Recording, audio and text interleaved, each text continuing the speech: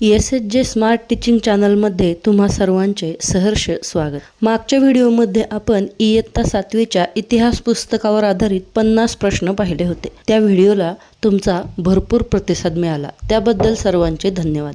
आजच्या या व्हिडिओमध्ये आपण इयत्ता 7वीच्या पुढच्या धड्यांवर आधारित 50 प्रश्न पाहणार आहोत. चला तर मग वेळ वाया न घालवता व्हिडिओला सुरुवात करूयात. पण त्याआधी तुम्ही जर या चॅनलवर नवीन असाल तर ESHJ स्मार्ट टीचिंग चॅनलला सबस्क्राईब नक्की करा. आणि हो, या व्हिडिओच्या लाईक्ससुद्धा आपल्याला 500पर्यंत न्यायच्यात बरं का. आजचा पहिला प्रश्न आपल्या स्क्रीनवर. शिवाजी महाराजांच्या अष्टप्रधान मंडळातील मंत्री आणि त्यांची पदे यांच्या योग्य जोड्या आपल्याला इथे लावायच्या आहेत. विचार करा बरं, कोणाकडे कोणते पद होते?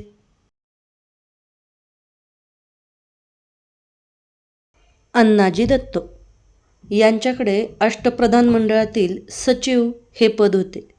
यानंतर निराजी रावजी यांच्याकडे न्यायाधीश हे पद होते.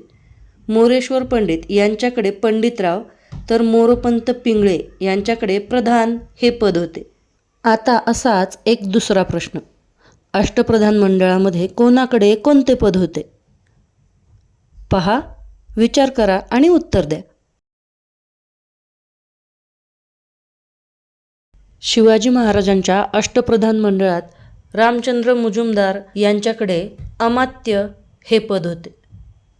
त्यानंतर दत्ताजी वाकणे यांच्याकडे मंत्री हे पद होते. रामचंद्र डबीर यांच्याकडे सुमंत हे पद होते. तर हंबीरराव मोहिते हे सेनापती होते. हे आहे शिवाजी महाराजांचे अष्टप्रधान मंडळ. आणि या अष्टप्रधान मंडळातील प्रत्येकाकडे कोणती कामे वाटून दिली होती हे सुद्धा TET परीक्षेत महत्त्वपूर्ण आहे. यावर अनेक प्रश्न विचारले जातात, त्यामुळे हे आपल्याला पाठ असणे फारच आवश्यक आहे. प्रश्न क्रमांक 3. अष्टप्रधान मंडळाला शिवाजी महाराजांनी काय दिले? वतने, जहागिरी, रोख पगार की इनामे? या प्रश्नाचे योग्य उत्तर आहे अष्टप्रधान मंडळाला शिवाजी महाराजांनी रोख पगार दिले. प्रश्न क्रमांक 4. जमीन महसुलीची व्यवस्था शिवाजी महाराजांनी कोणावर सोपवली होती? हंबीरराव मोहिते, निराजी रावजी, अण्णाजी दत्तो की मोरेश्वर पंडित? या प्रश्नाचे योग्य उत्तर आहे जमीन महसुलाची व्यवस्था शिवाजी महाराजांनी अण्णाजी दत्तो यांच्यावर सोपवली होती. व्हिडिओ आवडत असेल तर व्हिडिओला लाईक, शेअर आणि चॅनलला सबस्क्राईब नक्की करा. आणि या व्हिडिओचे लाईक आपल्याला 500पर्यंत न्यायचेत बरं का. आणखीन असेच नाविन्यपूर्ण व्हिडिओ पाहण्यासाठी व्हिडिओला लाईक नक्की करा. चला आता पुढचा प्रश्न पाहूयात. प्रश्न क्रमांक 5. शेती व्यवस्था हा खेड्यातील टिंबटिंब होता. दैनंदिन व्यवहार, राज्याची कामे, पूरक व्यवसाय की अर्थव्यवस्थेचा कणा? या प्रश्नाचे योग्य उत्तर आहे शेती व्यवसाय हा खेड्यातील अर्थव्यवस्थेचा कणा होता. प्रश्न क्रमांक 6. शिवाजी महाराजांनी पोर्तुगीजांच्या कोणत्या उत्पादनावर जबर कर बसवला? कपडे, मीठ, गरजेच्या वस्तू की शोभेच्या वस्तू? पोर्तुगीजांकडून त्या काळी मिठाची मोठी आयात स्वराज्यात होत होती. हे महाराजांनी लक्षात घेतले आणि त्यांनी पोर्तुगीजांच्या मिठावर मोठी जकात बसवली. याचं कारण म्हणजे त्यांच्या आयातीत घट व्हावी आणि स्थानिक मिठाची विक्री वाढावी. म्हणून या प्रश्नाचे योग्य उत्तर आहे शिवाजी महाराजांनी पोर्तुगीजांच्या मीठ या उत्पादनावर जबर कर बसवला. प्रश्न क्रमांक 7. पायदळाच्या प्रमुखास काय म्हणतात? हवालदार, मुजुमदार, सरनोबत की जुमलेदार? शिवाजी महाराजांनी लष्कराची 2 विभागात विभागणी केली, एक पायदळ आणि दुसरे घोडदळ. पायदळात त्यांनी हवालदार आणि जुमलेदार असे अधिकारी होते आणि पायदळाच्या प्रमुखास सरनोबत असे म्हणतात. म्हणून या प्रश्नाचे योग्य उत्तर असेल पर्याय क्रमांक 3 सरनोबत. प्रश्न क्रमांक 8. घोडदळ आणि पायदळ त्यांचे प्रमुख यांच्या योग्य जोड्या लावा. पायदळाच्या प्रमुखास काय म्हणतात हे आत्ताच आपण पाहिले. आता घोडदळाच्या प्रमुखास काय म्हणतात, शिलेदार म्हणजे कोण, बारगीर म्हणजे कोण, ह्याच्या योग्य जोड्या आपल्याला या प्रश्नामध्ये लावायच्या आहेत. चला आता उत्तर पाहूयात. पायदळाच्या प्रमुखास हवालदार किंवा जुमलेदार असे म्हणतात, तर घोडदळाच्या प्रमुखास शिलेदार किंवा बारगीर असे म्हणतात.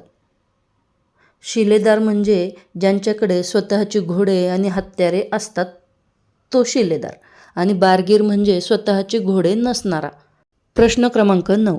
शिवाजी महाराजांच्या हेर खात्याचा प्रमुख कोण होता? तानाजी मालुसरे, प्रतापराव गुजर, हंबीरराव मोहिते की बहिर्जी नाईक? पहा बरं, विचार करा. या प्रश्नाचं उत्तर आहे शिवरायांच्या हेर खात्याचा प्रमुख बहिर्जी नाईक हे होते. व्हिडिओ आवडला असल्यास व्हिडिओला लाईक आणि शेअर नक्की करा. या व्हिडिओची लाईकची संख्या आपल्याला 500पर्यंत पोचवायची आहे बरं का. आता पुढचा जो प्रश्न आहे हा TET परीक्षेच्या दृष्टीनं अत्यंत महत्त्वाचा आहे, त्यामुळे याकडे बारकाईनं लक्ष द्या. हा परीक्षेमध्ये विचारलेला प्रश्न आहे. प्रश्न क्रमांक 10. हे राज्य तर तीर्थरूप थोरले कैलासवासी स्वामींनी गडावरूनच निर्माण केले. हे वाक्य कोणत्या ग्रंथात नमूद केलेले आहे? बुधभूषण, आज्ञापत्र, श्री शिवभारत की अमुक्तमाल्यदा? कोणत्या ग्रंथात आहे बरं हे वाक्य? या प्रश्नाचे योग्य उत्तर आहे हे वाक्य आज्ञापत्र या ग्रंथामध्ये आहे. आज्ञापत्र या ग्रंथाचे लेखक रामचंद्रपंत अमात्य आहेत. सन 1715 ते 16च्या सुमारास संभाजी महाराज दुसरे यांच्या सांगण्यावरून रामचंद्रपंत अमात्यांनी हा ग्रंथ लिहिला. या ग्रंथास मराठी राजनीतीचा अर्क असेही म्हणतात. हा ग्रंथ मोडी भाषेत लिहिलेला एक राजादेश किंवा नीतिशास्त्राचं पुस्तक आहे. द वा पोद्दार यांनी आज्ञापत्र हे मराठी भाषेचं एक अपूर्व लेणं आहे असं म्हटलं आहे, कारण यात महाराजांच्या स्वराज्य स्थापनेचे मूळ विचार आहेत. एवढ्या माहितीवरून आपले TETसाठीचे 3 प्रश्न तयार होतात. ग्रंथ कुणाच्या सांगण्यावरून लिहिला, त्याला दुसरं काय नाव आहे, ग्रंथ कोणत्या भाषेत लिहिलेला आहे, द वा पोद्दार यांनी आज्ञापत्रास काय म्हटले आहे, या सर्व प्रश्नाची उत्तरं आपल्याला या माहितीवरून मिळतात. पुढचा प्रश्न पाहूयात. प्रश्न क्रमांक 11. किल्ल्यांवर धान्याची कोठी आणि युद्ध साहित्याची व्यवस्था पाहण्यासाठी कोणता अधिकारी असायचा? किल्लेदार, पंडित, अमात्य की कारखानीस? या प्रश्नाचे योग्य उत्तर आहे किल्ल्यावर धान्याची कोठी आणि युद्ध साहित्याची व्यवस्था पाहण्यासाठी कारखानीस हा अधिकारी असायचा. प्रश्न क्रमांक 12. महाराजांच्या आरमाराचे प्रमुख अधिकारी कोण होते? सबनीस, मायनाक भंडारी व दौलत खान, नेताजी पालकर की हंबीरराव मोहिते? भारताच्या पश्चिम किनारपट्टीवरील गोव्याचे पोर्तुगीज, जंजिऱ्याची सिद्धी आणि सुरत व राजापूर येथील इंग्रजांचे वखारवाले असे अनेक शत्रू त्या काळी स्वराज्य विस्ताराच्या कामात अडथळे आणत होते. या अडथळ्यास लगाम घालणे आणि पश्चिम किनारपट्टीचं रक्षण करणं याची आवश्यकता शिवरायांना वाटत होती. यासाठी शिवाजी महाराजांनी आरमार उभं केलं आणि मायनाक भंडारी व दौलत खान यांना त्या आरमाराच्या प्रमुख अधिकारीपदी नेमलं. म्हणून या प्रश्नाचे योग्य उत्तर असेल पर्याय क्रमांक 2, मायनाक भंडारी व दौलत खान. शिवरायांच्या आरमाराच्या बाबतीतच आपला प्रश्न क्रमांक 13. या आरमाराच्या बाबतीत महाराजांनी काय ओळखलं होतं? आरमार हा समुद्राचा आत्मा आहे. सर्व राजांजवळ आरमार असतेच, ज्याच्याजवळ आरमार त्याचा समुद्र, की आरमार म्हणजे संपूर्ण ताकद? आरमाराच्या बाबतीत शिवाजी महाराजांनी काय ओळखलं होतं? या प्रश्नाचे योग्य उत्तर आहे शिवाजी महाराजांनी आरमाराच्या बाबतीत ज्याच्याजवळ आरमार त्याचा समुद्र असे ओळखले होते. प्रश्न क्रमांक 14. औषधोपचारात कोणत्याही प्रकारची हयगय करू नये असे शिवाजी महाराजांनी कोणाला उद्देशून सांगितले? कान्होजी जेधे, मुरारबाजी देशपांडे, बाजीप्रभू देशपांडे की तानाजी मालुसरे? शिवाजी महाराज हे आपल्या सहकार्यांची काळजी घेत असत. याचं उत्तम उदाहरण म्हणजे स्वराज्य स्थापनेच्या कार्यात कान्होजी जेधे हे त्यांच्याबरोबर सुरुवातीपासूनच होते. उतारवयात जेव्हा ते आजारी पडले तेव्हा कान्होजी जेदे यांना उद्देशून महाराजांनी हे वाक्य वापरले. प्रश्न क्रमांक 15. शिवाजीने आपल्या सैनिकांसाठी असा सक्त नियम केला होता की मोहिमेवर असताना मशिदीला धक्का लावू नये. कुराणाची एखादी प्रत हाती पडल्यास तिला पूज्यभाव दाखवून ती मुसलमान व्यक्तीच्या स्वाधीन करावी. असं वाक्य महाराजांबद्दल कोणी लिहून ठेवलं आहे? सिद्दी हिलाल, खाफी खान, दौलत खान की अफजल खान? शिवाजी महाराजांचे धार्मिक धोरण सहिष्णू होते. शत्रूकडून जर एखादा प्रदेश जिंकून घेतला तर मुस्लिम धर्मस्थळांना आधीपासूनच प्राप्त असलेल्या सोयी सवलती शिवाजी महाराज तशाच चालू ठेवत होते. त्यांच्या या सहिष्णू धार्मिक धोरणाबद्दल समकालीन इतिहासकार खाफी खान याने वरील वाक्य लिहिले आहे. म्हणून या प्रश्नाचे उत्तर आहे पर्याय क्रमांक 2 खाफी खान. प्रश्न क्रमांक 16. महाराजांची महती पोवाड्यांद्वारे कोणी सांगितली? तुकाराम महाराज, महात्मा ज्योतिबा फुले, संत ज्ञानेश्वर की संत गाडगे महाराज? या प्रश्नाचे योग्य उत्तर आहे शिवाजी महाराजांची महती पोवाड्याद्वारे महात्मा ज्योतिबा फुले यांनी सांगितली. प्रश्न क्रमांक 17. संभाजी महाराजांचा जन्म कोणत्या किल्ल्यावर झाला? रायगड, प्रतापगड, पुरंदर की सज्जनगड? या प्रश्नाचे योग्य उत्तर आहे संभाजी महाराजांचा जन्म 14 मे 1657 रोजी पुरंदर किल्ल्यावर झाला. म्हणजेच पर्याय क्रमांक 3 पुरंदर. प्रश्न क्रमांक 18. हा लहान असला तरी धैर्यशील आणि आपल्या पित्याच्या कीर्तीस साजेल असाच शूरवीर आहे. संभाजी महाराजांबद्दल असे उच्चार कोणी केले? औरंगजेब, निकोलस मनुची, फ्रेंच प्रवासी ॲबे कॅरे की अल बेरुनी? वयाच्या 14व्या वर्षापासून संभाजी महाराजांनी राज्याचा कारभार व सैन्याचे अधिपत्य यात लक्ष घातले होते. युवराज असतानाच त्यांनी मुघलांच्या व आदिलशहाच्या अनेक प्रदेशांवर स्वाऱ्या केल्या होत्या.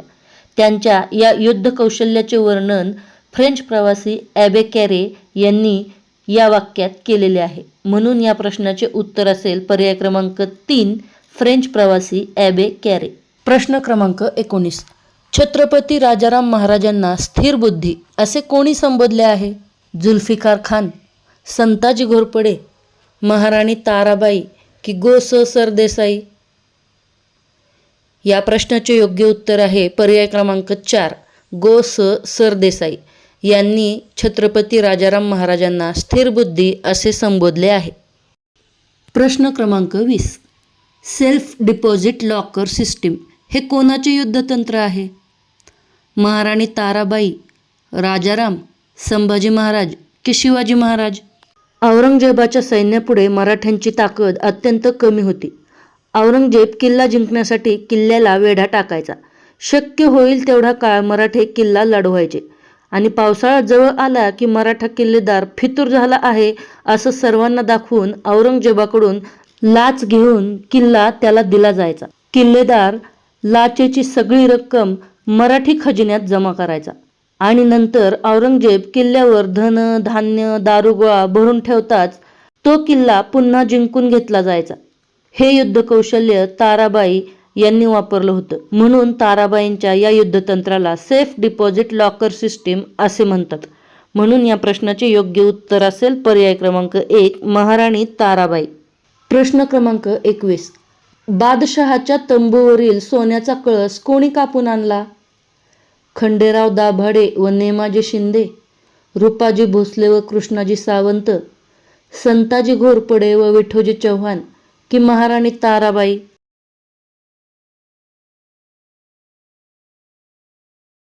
या प्रश्नाचे योग्य उत्तर आहे बादशहाच्या तंबूवरील सोन्याचा कळस संताजी घोरपडे व विठोजी चव्हाण यांनी कापून आणला. प्रश्न क्रमांक 22. जो गत आह गजेंद्र की वह गत आई है आज, बाजी जान बुंदेल की बाजी राखो लाज. हे वाक्य कोणी कोणास उद्देशून म्हटले आहे ते सांगा. बुंदेलखंडमध्ये छत्रसाल राजाने स्वतःचे स्वतंत्र राज्य स्थापन केले. अलाहाबादचा मुघल सुभेदार मुहम्मद खान बंगश याने बुंदेलखंडावर हल्ला केला व छत्रसालाचा पराभव केला.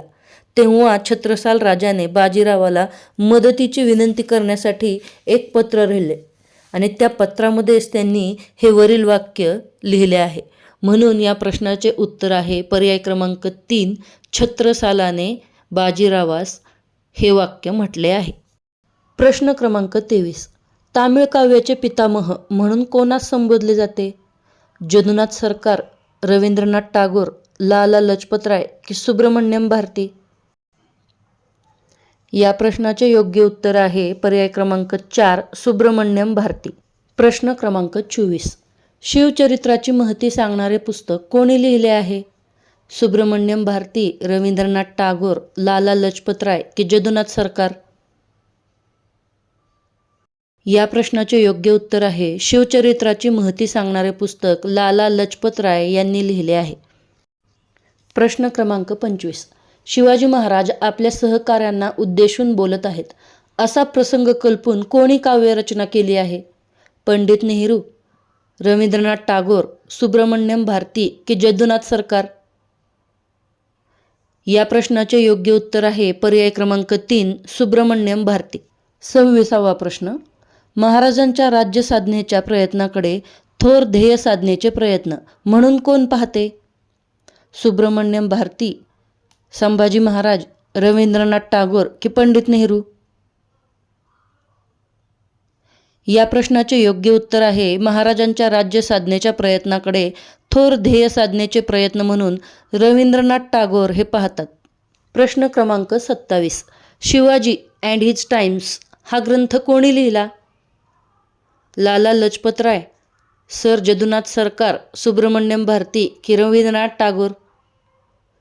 या प्रश्नाचे योग्य उत्तर आहे पर्याय क्रमांक 1, सर जदुनाथ सरकार. व्हिडिओला लाईक केलं आहे ना? 500पर्यंत आपल्याला या व्हिडिओच्या लाईक पोचवायच्या आहेत बरं का. चला आता पुढचा प्रश्न पाहूयात.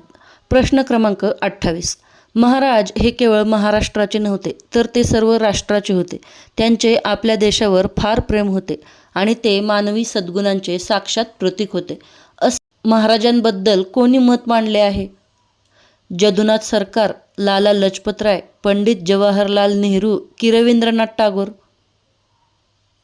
या प्रश्नाचे योग्य उत्तर आहे पर्याय क्रमांक 3, पंडित जवाहरलाल नेहरू. प्रश्न क्रमांक 29, संभाजी महाराजांनी बुधभूषण हा ग्रंथ कोणत्या भाषेत लिहिला? तामिळ, तेलुगू, मोडी की संस्कृत? या प्रश्नाचे योग्य उत्तर आहे संभाजी महाराजांनी बुधभूषण हा ग्रंथ संस्कृत भाषेत लिहिला. प्रश्न क्रमांक 30, बाजीरावाचा मृत्यू कोठे झाला? नर्मदा नदीकाठी रावेरखेडी येथे की भीमा नदीकाठी की रायगडावर की पन्हाळगडावर? या प्रश्नाचे योग्य उत्तर आहे बाजीरावाचा मृत्यू नर्मदा नदीकाठी रावेरखेडी येथे झाला. प्रश्न क्रमांक 31, रोहिल्यांचा सरदार कोण? अब्दाली, अफजल खान, मुकर्रब खान की नजीब खान? या प्रश्नाचे योग्य उत्तर आहे रोहिल्यांचा सरदार हा नजीब खान होता. प्रश्न क्रमांक 32, हा प्रश्न आपल्या TETच्या परीक्षेमध्ये विचारला गेला आहे बरं का, त्यामुळे प्रश्नाकडे बारकाईने लक्ष द्या. क्यों पटेल जी हमारे साथ तुम और नहीं लढोगे असे कोणी कोणास म्हटले आहे? हे वाक्य कुतुबशहाने दत्ताजीला म्हटले आहे. प्रश्न क्रमांक 33, पानिपतची तिसरी लढाई कधी झाली?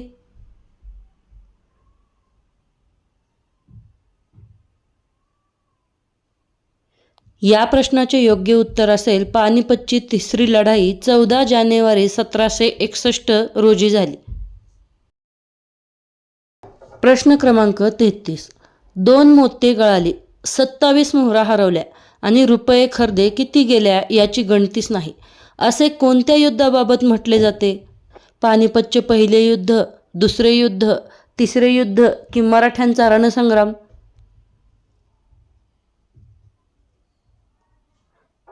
या प्रश्नाचे योग्य उत्तर आहे हे वाक्य पानिपतचे तिसरे युद्ध या युद्धाबाबत म्हटले जाते. याच प्रश्नावर आधारित आपला पुढचा प्रश्न, 2 मोती गळाली, 27 मोहरा हरवल्या आणि रुपये खुर्द किती गेल्या याची गणतीच नाही. यातील 2 मोती म्हणजे कोण?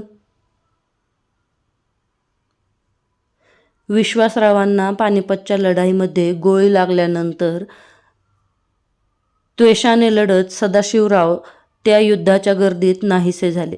म्हणून पानिपतच्या तिसऱ्या युद्धातील विश्वासराव आणि सदाशिव भाऊ यांना 2 मोते असं म्हटलं जातं. प्रश्न क्रमांक 35. नाणी पाडण्यासाठी टाकसाळाची व्यवस्था कोणी केली? माधवराव पेशवे, हैदर अली, प्रभुणे की रामशास्त्री?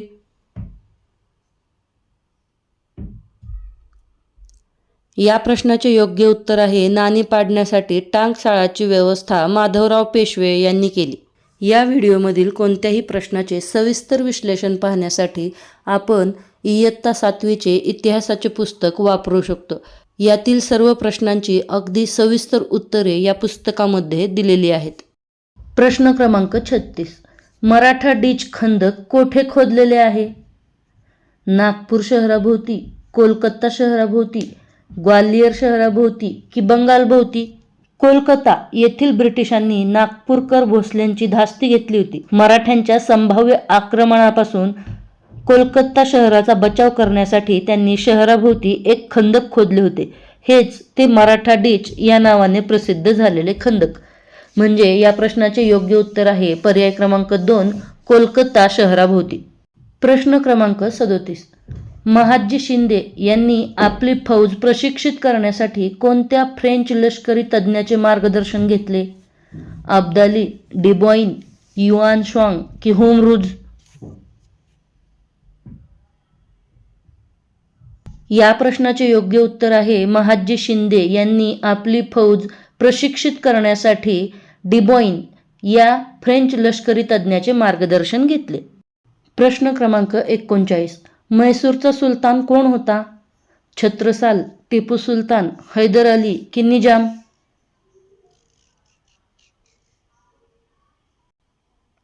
या प्रश्नाचे योग्य उत्तर आहे म्हैसूरचा सुलतान म्हणजेच हैदर अली. व्हिडिओला लाईक आणि शेअर केलंय ना? गेली ना व्हिडिओच्या लाईकची संख्या 500 पर्यंत? चला आता पुढचा प्रश्न. प्रश्न क्रमांक 40.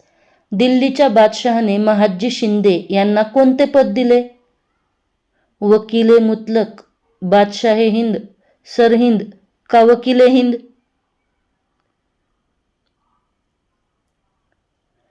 या प्रश्नाचे योग्य उत्तर आहे दिल्लीच्या बादशहाने महादजी शिंदे यांना वकीले मुतलक हे पद दिले. प्रश्न क्रमांक 41. होळकर सत्तेचे संस्थापक कोण होते? नानासाहेब, बाजीराव, अहिल्याबाई की मल्हारराव? या प्रश्नाचे योग्य उत्तर आहे होळकर संस्थेचे संस्थापक मल्हारराव हे होते. प्रश्न क्रमांक 42.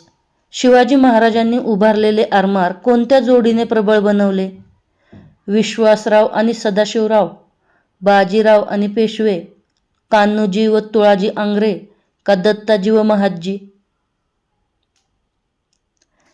या प्रश्नाचे योग्य उत्तर आहे पर्याय क्रमांक 3, कान्होजी व तुळाजी आंग्रे.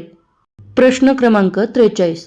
पेशव्यांच्या काळात कोणता उत्सव मोठ्या प्रमाणात साजरा केला जायचा? मकर संक्रांत, गणेशोत्सव, गुढीपाडवा की बैलपोळा?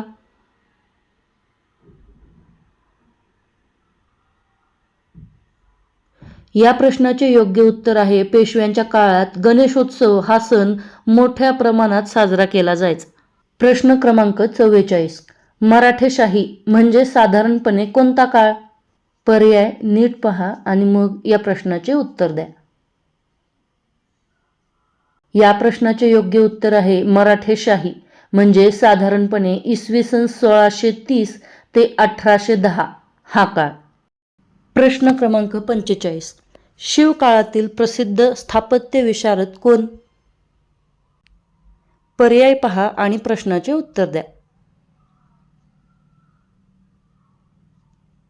या प्रश्नाचे योग्य उत्तर आहे शिवकाळातील हिरोजी इंदुलकर हे एक प्रसिद्ध स्थापत्य विशारद होते. प्रश्न क्रमांक 46. सवाई माधवरावांच्या काळातील प्रसिद्ध चित्रकार कोण? माणकोजी, अनुपराव, गंगाराम तांबट की शिवराम?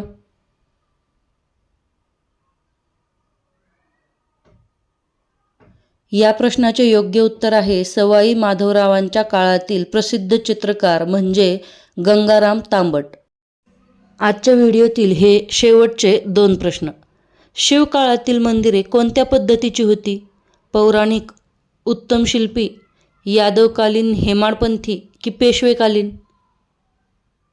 या प्रश्नाचं योग्य उत्तर आहे शिवकाळातील मंदिरे ही यादवकालीन हेमाडपंथी पद्धतीची होती.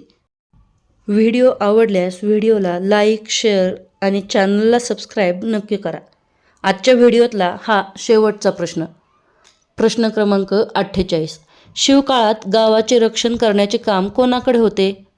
गावच्या पाटलाकडे, कुलकर्ण्यांकडे, शिंद्यांकडे का सैनिकांकडे? या प्रश्नाचे योग्य उत्तर आहे शिवकाळात गावाचे रक्षण करण्याचे काम गावच्या पाटलांकडे होते. हा व्हिडिओ कसा वाटला हे कमेंटमध्ये नक्की सांगा. पुन्हा भेटूया एका नवीन व्हिडिओसह. धन्यवाद.